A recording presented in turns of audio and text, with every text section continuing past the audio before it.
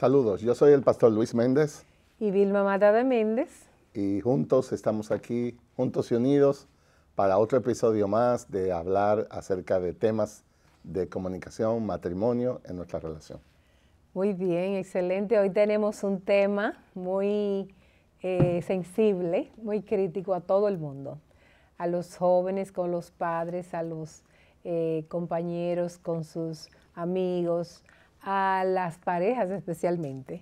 Y hoy vamos a tratar de... Los conflictos en el matrimonio. Exactamente. Vamos a ver primeramente, ¿qué es un conflicto? Yo creo que básicamente los conflictos surgen cuando perdemos la capacidad de ponernos de acuerdo, un entendimiento en una situación específica.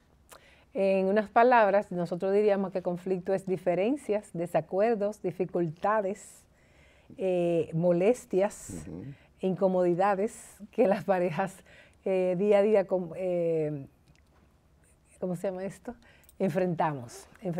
Yo creo que una de las cosas más delicadas e importantes en entender esto es que a mayor intimidad, más posibilidad tenemos de estas diferencias. Porque cuando uno tiene a alguien, aunque uno ame, pero está distante, las posibilidades de un conflicto, lo que sea, se reducen enormemente. Pero estamos hablando de dos personas que comparten un mismo techo, que comparten mucha intimidad, por lo tanto es algo normal que esto suceda. Hoy vamos a hablar de cómo reaccionamos ante esas cosas.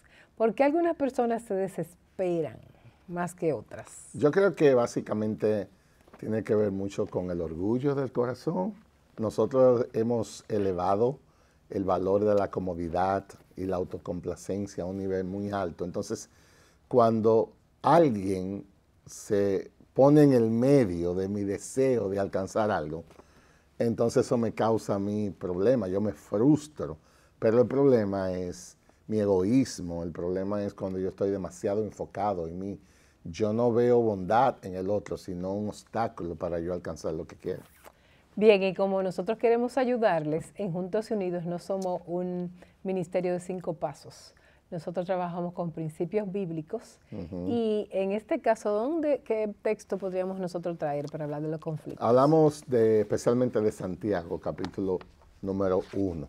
Le voy a leer el verso 19 y 20. Dice, todo hombre sea pronto para oír, tardo para hablar, tardo para la ira, pues la ira del hombre no obra la justicia de Dios. Y en el contexto estamos hablando de dónde vienen los conflictos, las guerras entre vosotros.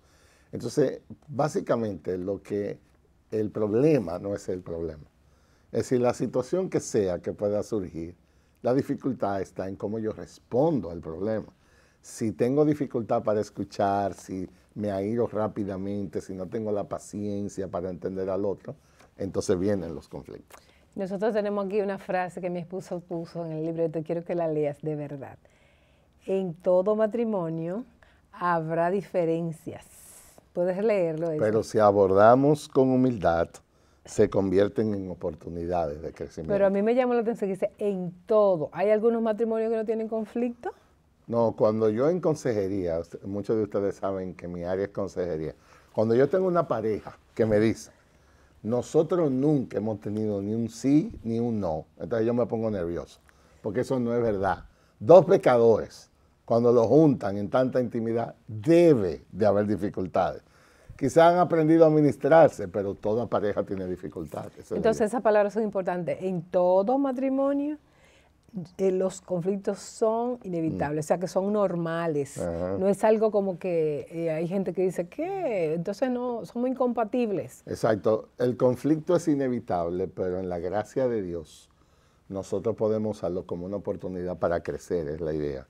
La Biblia nos da los recursos para que podamos resolver esas diferencias con gracia, es decir, saltando el Evangelio, que es la idea. Y hay varias maneras en las que las personas enfrentan los conflictos. Siempre nosotros lo aprendemos de nuestra familia, de nuestro papá, de nuestros hermanos. Y hay familias que viven con pleitos, con celos, con gritos, insultándose, insultándose cuando tienen conflicto y son conductas aprendidas. Exacto. Otros, por el contrario, no hablan, se quedan en silencio y usan lo que le decimos la ley del hielo o la ley de la indiferencia. O sea que hay varias maneras de enfrentar un conflicto. Sí, yo a veces también, yo vengo de un hogar donde mi papá, él era muy pasivo, entonces todo lo de era calma y tranquilidad. A veces había un lío en mi casa, una dificultad muy grande, y él todo paz, él no quería inconveniente, él no quería exaltar a la voz. Y obviamente eso traía más problemas, mi mamá no tenía esa paciencia, pero a veces la pasividad igualmente contribuye al conflicto. Las dos maneras.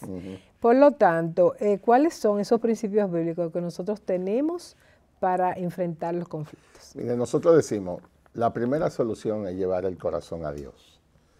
Como creyentes, el recurso más importante del que debemos disponer es que el Espíritu de Dios está en nosotros. Yo creo que muchos de los problemas es que nosotros vamos solos a la situación. Pero tú estás refiriéndote a una pareja cristiana, creyente. Obviamente, estamos hablando de creyentes. Primero, lleva tu corazón a Dios. O, en otras palabras, toma a Dios en cuenta. Cada vez que hay una circunstancia, hay dos lecturas. Lo como yo lo veo y como Dios lo ve. Pero nunca se va a resolver por la manera como yo lo veo. Cuando la Morena y yo tenemos un problema, yo me considero casi Jesucristo chiquito. Yo nunca tengo problemas. Pero eso no es verdad. La realidad es que cuando Dios entra en juego, pues yo tengo un balance. Entonces yo creo que el primer paso, antes de uno acelerarse, antes de empezar a hablar, yo creo que lo primero, asegúrate que está bajo la influencia del Espíritu Santo. Una cosa, para las personas que no son creyentes, un punto de vista, cuando hay un conflicto, Dios está buscándote, Dios está llamándote, Dios quiere estar cerca. Entonces, es una buena manera de uno buscar a Dios, empezar a orar o pensar cómo yo puedo resolver esta situación en mi esposo y yo. Exactamente. ¿Cuál es la segunda? Yo creo que lo otro es aprender a escuchar. Déjenme decirle, las personas que se dedican a estudiar esto, ellos le llaman el arte de escuchar. Oigan esto. El arte de escuchar. Exacto. ¿Saben ustedes que no todos nosotros hemos crecido en el arte de escuchar? A veces la Morena me está hablando y honestamente, ¿tú sabes qué es lo que yo estoy pensando? ¿Cómo yo le voy a responder? Yo estoy oyéndole diciendo se equivocó aquí, en esto incongruente, pero yo no la estoy escuchando. Yo ni sé de qué ella me está hablando. Yo lo que quiero decir es, desde que me dé una oportunidad, le voy a demostrar que ella está equivocada. Entonces eso no es escuchar. Escuchar es activamente entender su punto de vista, tratar de ponerte en el lugar del otro. Y yo creo que uno de los grandes problemas que evidenciamos en los conflictos es la incapacidad para escuchar activamente como debe de ser. Exacto, hay una diferencia entre escuchar y oír. Exacto. Entonces, cuando uno escucha, uno piensa, oye, piensa y analiza para el otro decir. El otro día leía algo y pensaba que si tú quieres conocer tus debilidades y tus puntos ciegos, escucha cuando el otro te está señalando algo y no respondas y di gracias. Exacto. La Morena me ha retado en mi capacidad de escuchar, porque en estos días un lío que tuvimos, ella me dijo, ¿qué fue lo que yo te dije? Señores, ¿y ustedes creen que yo no pude decir, yo no me recuerdo qué fue lo que ella dijo, porque obviamente yo no la escuché, pero ahí yo me di cuenta, ¿y qué es lo que me está pasando a mí? Porque ella acababa de decirme su punto de vista y yo no se lo supe decir. Entonces yo creo que es importante escuchar activamente. Correcto. ¿Cuándo fue la última vez que tuvimos un conflicto? Bueno, hoy, cuando veníamos para acá a esta grabación, porque a la Morena le gusta una música, a mí la otra, entonces ella me dijo, ¿por qué tú me quitaste esa música? Bueno, no es que yo te quite la música, o sea, yo pienso que hay música en cuanto a eso, no sé. Sí, nosotros, una de las cosas por las que más conflicto no tiene es por el tono, por el Aunque gesto, la Morena está muy sensible entiende. últimamente. Hay veces que me dice, pero tú oíste cómo me dijiste. Y yo lo que te dije es que si la cena está... Yo no creo que levante voz, pero ahora últimamente, no sé. Es que él le pone unos terminales muy buenos. Él dice, hoy, tal cosa. En vez de decir... Para los que no conocen, la Morena es muy dominicana, yo soy muy americana. Teníamos que venir a grabar esto, señor. Y aquí hay gente que viene con un tiempo. Entonces yo le digo a ella, a ella no le gusta que yo le haga No me presiona, no, yo Pero todavía que no es presión, es que tenemos que llegar a tiempo. Bien, ok. Ustedes ven cómo son las cosas, esto es en vivo. Entonces estamos a escuchar activamente la segunda, ¿verdad? Sí, yo lo creo que en tercer lugar, reconocer tu parte, tu pecado. Yo creo que en Mateo capítulo 7:3 el Señor dice, ¿por qué miras la mota que está en el ojo de tu hermano y no te das cuenta de la viga que hay en tu propio ojo? Yo creo que humildad es esto. Nosotros tenemos una capacidad impresionante para ver la falta del otro, pero no vemos la falta de nosotros. Yo recuerdo que tú, cuando empezaste a predicar, había un sermón que a mí me encantaba, que decía, el difícil adquisición de reconocer tus propios pecados. Exacto, yo creo que eso en el Salmo 19 que está. Pero el punto es este, en toda discusión, consideración, yo me veo de una manera y yo le aseguro a ustedes que yo no veo mi problema. Eso es muy difícil. Exacto, pero yo creo que humildad es tal vez, ¿verdad? Que yo estoy equivocado. Yo tengo una persona que dijo, yo solo me he equivocado una sola vez en mi vida y es que pensé que yo estaba equivocado. Imagínense un individuo así en una relación, el lío que va a haber. Yo creo que crecer es a veces decir, bueno, pero tal vez es verdad que yo estoy equivocado. Vamos a dar el beneficio de la duda. Pues yo creo que es parte del orgullo que bloquea que uno pueda reconocer Tenemos que eso. tener mucho cuidado con las reacciones. Y otra es, nosotros tenemos que tomar nota de nuestros disgustos para nosotros darnos cuenta de nuestros pecados. Porque tenemos puntos ciegos, todos tenemos puntos ciegos. Necesitamos ayuda. Y yo creo que otra parte en todo esto es hay que cuidar lo que uno habla. Yo creo que nosotros ignoramos, somos muy simples en ver el poder que tienen las palabras. Las palabras son como el agua que se derraman y es difícil recoger. Exacto, porque después que usted habló y dijo lo que dijo, ¿cómo te recoge eso? Entonces yo creo que hay heridas que hay gente que tiene, que fue por algo. Hay gente que me ha dicho, pastor, mire, yo hubiera preferido que me dé una bofetada y no que me dijera lo que me dijo. Porque esa palabra entran allá adentro. Entonces yo creo que debemos hablar en la presencia del Espíritu. Debemos nosotros saber qué es impartir gracia. En Efesios capítulo 4, uno de los tratamientos más importantes es que dice que nosotros debemos hablar palabras que edifiquen, que imparta gracia.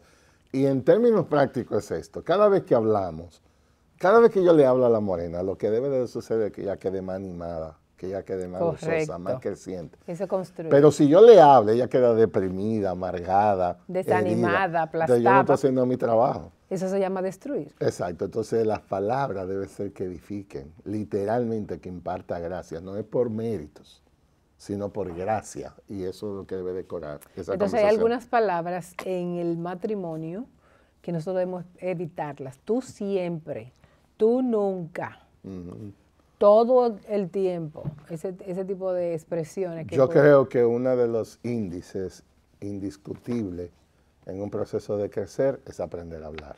Exacto. Y el aprender a hablar está incluido aprender a callar. Ustedes saben que la Biblia da en términos generales más mérito al que sabe hacer silencio. No para herir al otro, porque hay una guerra fría a veces, no es de eso. Sino en una situación específica, calla.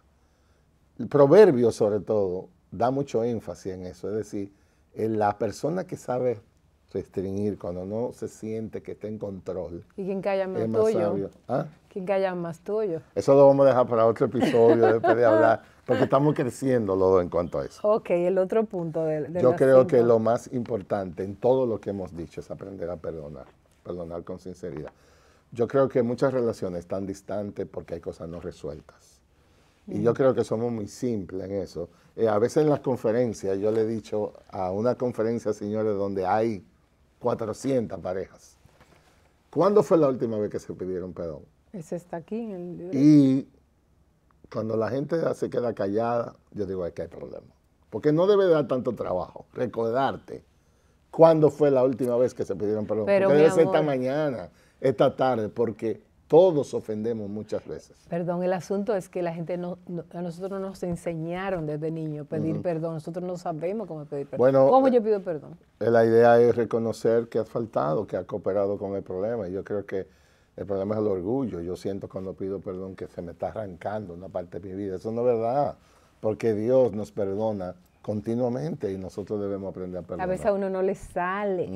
pero yo creo que nosotros siempre ponemos a practicar que cuando alguien te peca contra ti, tú debes decirle, perdóname porque te levanté la voz, porque te miré mal. Entonces el otro debe decir, sí, tú me perdonas. Entonces el otro debe decir, sí, yo te perdono porque tú levantaste la voz, me levantaste la voz y... En otras palabras, más específico. como pareja debemos ser intencionales en cultivar una cultura de gracia. Una cultura de gracia es donde se experimenta la dicha de confesar y perdonar. Esa es una dinámica que debe estar muy fresca en la vida de toda pareja. Ojalá todos los días una pareja sea intencional de decir, yo quiero pedirte perdón porque te alcé la voz, yo quiero, porque el perdón sana. El perdón es la solución a llenarnos de amargura. Y como hemos dicho varias veces, cuando tú no perdonas, acumula la amargura y eso es como beberse un veneno creyendo que el que se va a morir es el otro. Exacto. Cuando tú aguardas amargura, el que te va a morir es tú, porque el otro sigue haciendo su vida. A veces yo estoy amargado y a mí me enoja ver que la morena sigue bien y contenta. Pero el problema lo tengo yo, no ella, porque he decidido no perdonarle. Bien, entonces, para nosotros poder empezar a manejar los conflictos, nosotros tenemos que practicar algunas reflexiones, meditar, examinarnos, el autoexamen. Y una es de los estilos que hablamos, de las maneras que se usa el conflicto. Hay personas que huyen, otras atacan y otras dialogan. Huir es el que no quiere ver el problema. Atacar es, vamos a pelear, ven, respóndeme. Y dialogar es esperar el momento, a preguntarte, tenemos una conversación difícil, hay un elefante en la habitación, ¿cómo lo vamos a resolver? Y yo creo que es sabio entender que no toda ocasión es un buen momento. Hay problemas que requieren calma. Yo le digo a la pareja, pónganse de acuerdo. Nosotros tenemos un hábito en nuestras vidas que tenemos reuniones de negocios. Negocio, no de finanzas. Negocio es, tenemos temas pendientes. Y nosotros elegimos un día y una hora específica para hablar. Eso no es por WhatsApp, eso no es en los pasillos, eso no se trabaja así. Vamos a negociar. Exacto. Entonces ya cuando la morena me dice vamos a una reunión de negocio, yo estoy asustado porque ya yo sé que vienen 55 misiles que me van a tirar. Pero ha sido muy bueno porque limpiamos, no dejamos cosas atrás. Entonces yo creo que hay dificultades en la relación que demandan más atención. Eso no se puede hablar tan rápido. Exacto. Tiene uno que quedarse ahí. Entonces, cuando tú tienes un conflicto, tienen que pensar, tuvimos un conflicto, porque hay gente, el que les gusta escapar, el que le gusta como huir, no se fija en eso. Entonces, es bueno pensar cómo resolvieron el conflicto, porque los conflictos no se pueden dejar sin resolver. Exactamente. Y una cosa que no hemos mencionado, que yo creo que es importante, señores, acuérdense de orar. La oración del justo puede mucho. La oración no cambia a Dios. La oración nos cambia a nosotros. Y hay veces que el corazón no está listo. Y una de las cosas que la oración puede hacer es traer calma. Nosotros decimos en nuestro país, en República Dominicana, hay que enfriarse. Hay veces que tú estás tan molesto que no hables. Pero yo creo que si nosotros le damos la dimensión correcta a la resolución de un conflicto, debemos ir a Dios. Dios es el que puede traer la solución. Sin Él nada podemos hacer. Entonces nosotros decimos, oren antes de hablar, oren durante la conversación y oren después de la conversación. Porque esto es una lucha espiritual y yo creo que es importante invitar a Dios en todo eso. Yo recuerdo los primeros años de nuestro matrimonio que leímos un libro y nos sentábamos en una mesa y poníamos un relojito en el medio y una persona hablaba y esperaba a la otra. Si uno no es capaz de hacer eso entre dos personas, debe haber un tercero, porque si no, nunca nos vamos a poner de acuerdo. Pero en todo esto, quizás a manera de cierre, la idea es, vamos a invitar a Dios a nuestras vidas. Los conflictos existen porque la relación existe. Nos necesitamos mutuamente y glorificamos a Dios más cuando cultivamos la paz que cuando hay esa desilusión.